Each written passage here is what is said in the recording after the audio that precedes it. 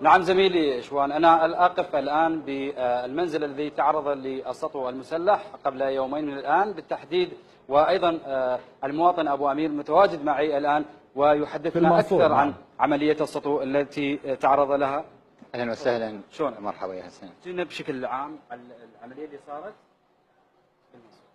وقت الفطور قاعد نعد الفطور بالمطبخ، دق علينا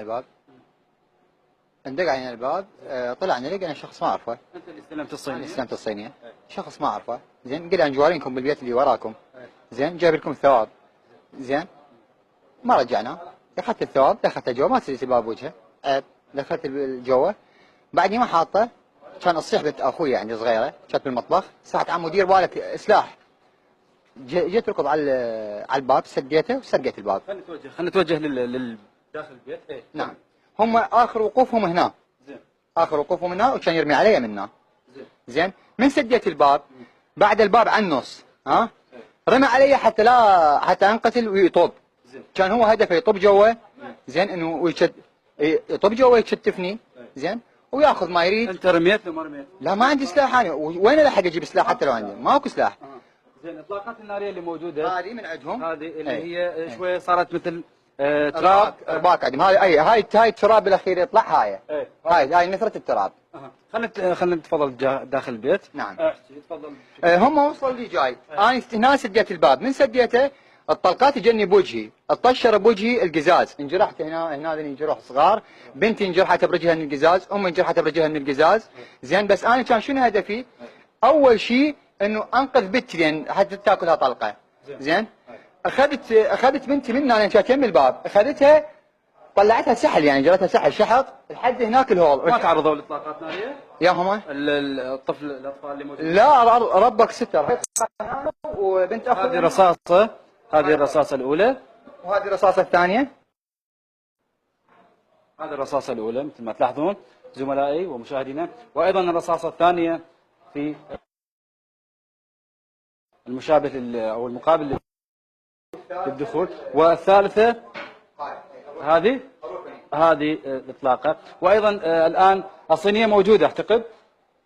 الصينيه موجوده، الصينيه اللي اجوك هم. هاي الصينيه اللي هم اجوا بيها ودخل بيها، وهي المفروض الصينيه هي رمز للكرم والجود عند العراقي، مو رمز للموت والقتل وذبح الاخرين.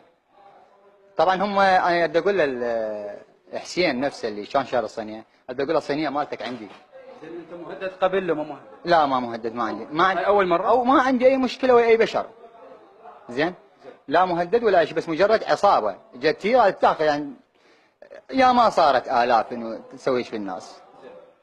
الكاميرات شنو؟ الكاميرات كانت مشتغله كلها؟ الكاميرات كانت مشتغله كلها، جدا جدا مهمه. يعني لو ما الكاميرات اليوم كان ما اكتشفناهم هم منو، وكان رجعوا علي.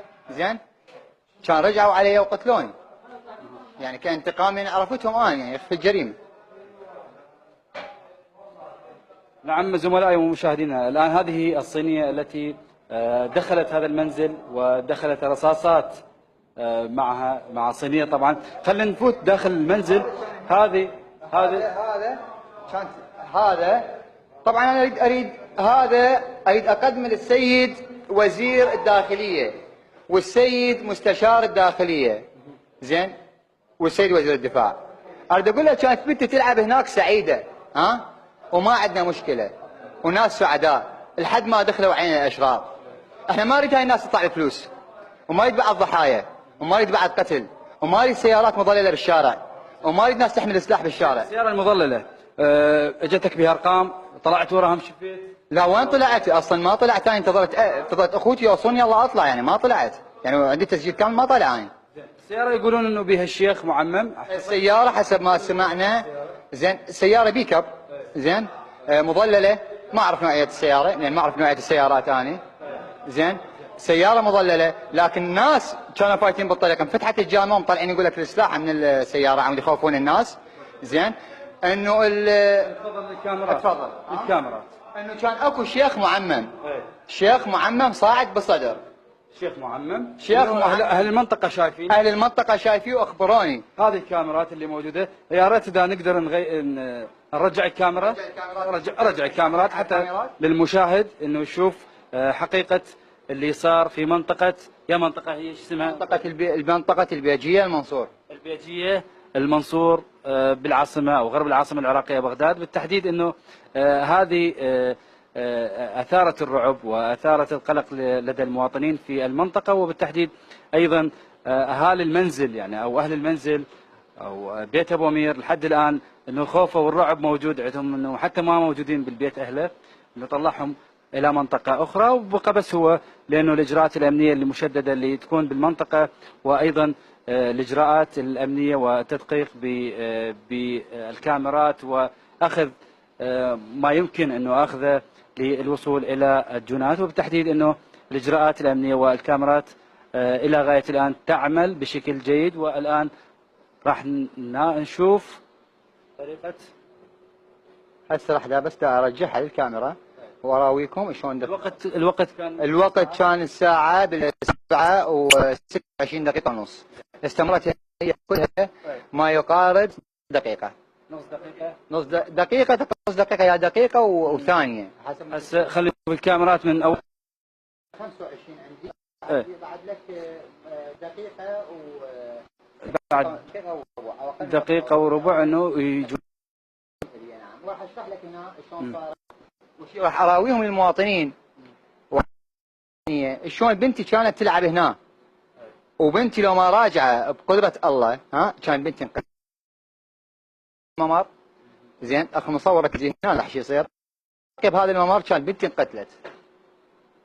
وهذا يعني انا اوجه للسيد الوزير ان يركز على هاي القضيه وما يخلي الجنات يدخلون صواني الناس طريقه مبتكره يعني. زين احنا لحد الان ما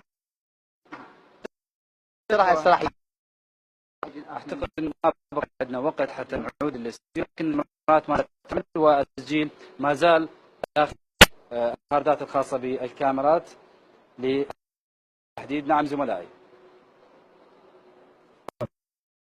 شكرا لأحمد الركابي مراسلنا في